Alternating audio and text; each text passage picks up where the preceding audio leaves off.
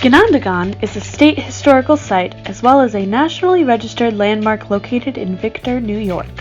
Their main focus is to educate both local and external communities about life for Native Americans in this part of New York. It is the only Seneca tribe-based town developed and interpreted in the United States today. Victor is a relatively smaller upstate New York town near Rochester that is in Ontario County and about 35 minutes from where I grew up. The population is roughly 15,000 people and is predominantly, more than 95%, made up of white families. Victor is mostly known to locals as a friendly shopping area with a lot of small businesses as well as corporations. But Ganondagan is focused on community activism and education in relation to the history and culture of the Native American Iroquois tribes who made that area their home. Before being driven out by the French and Indian War, Ganondagan was one of the largest Seneca villages in New York during the 17th century. Alongside its fully accurate recreation of the Seneca Bark Longhouse, Ganondagan also includes a relatively new arts and culture center built in 2015 that has exhibits, shows, and other galleries that demonstrate the historical and cultural impacts as well as the values held by our local Native American tribes. It does not shy away from telling the true history of what happened there and believes in bringing awareness to the issues facing Native Americans both historically as well as in modern times. Despite being open about the negative and cruel aspects of our local history, the main target demographic of Ganondagan is school-aged individuals as well as educators, so I definitely appreciate that they are honest but cognizant of how graphic they should be with different age groups. In my experiences with this location, groups will travel from hours away even to do their guided tours and historical education activities. It's definitely an important staple in the larger upstate New York community as a whole rather than just the immediate Victor and Rochester area. It serves a variety of age groups in different ways, so I can remember having gone there on school trips a few different times rather than just a one-and-done field trip to fit a specific state standard or lesson plan, which shows that this landmark and the people who manage it are a community that cares.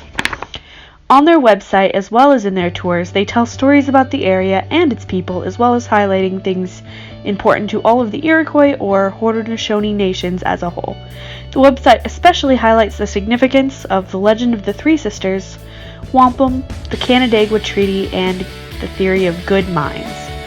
The educational site for this historical location has a learning tab to focus on 4 of the most important things to the history of the Seneca people that are preserved in modern cultures, as well as how they interacted with colonists in our area. This was primarily encompassed in the idea of economy, although it was relatively different than what we would think of as economy today. The Three Sisters refer to the crops of corn, beans, and squash, with each crop representing a sister. They grow best when they are planted together as one, just as the sisters were best all together as one family and did not thrive alone. Growing these crops in this way was something passed along over generations for the Haudenosaunee people, as well as something that was taught to colonists. The legend of the Three Sisters is still shared today.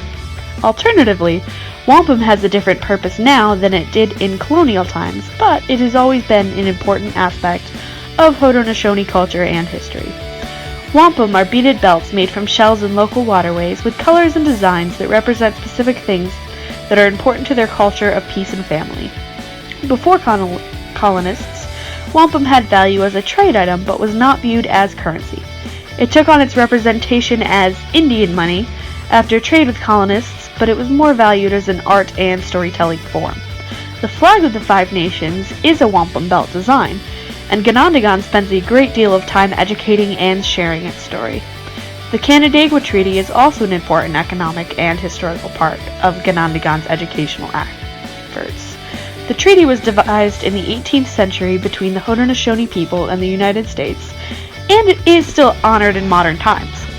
Although the U.S. has violated it many times, it has never fully been broken.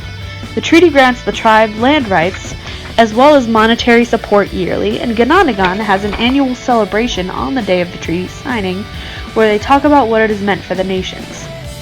Ganondagan has deep geographical connections to its community as well.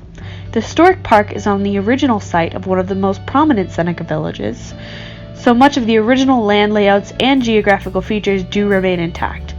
There is a little modern development on the property, mostly with the educational center and trail markings to allow people to witness how things were, and how they made use of the natural geography as much as they could. The park is full of marked walking trails for scenic hiking, but there are also marked medicine trails.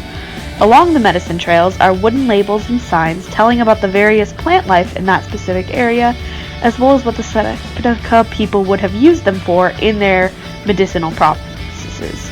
Also marked along the trails are natural landmarks that had specific cultural significance to the community, as the Haudenosaunee were very close to nature in all aspects of their life.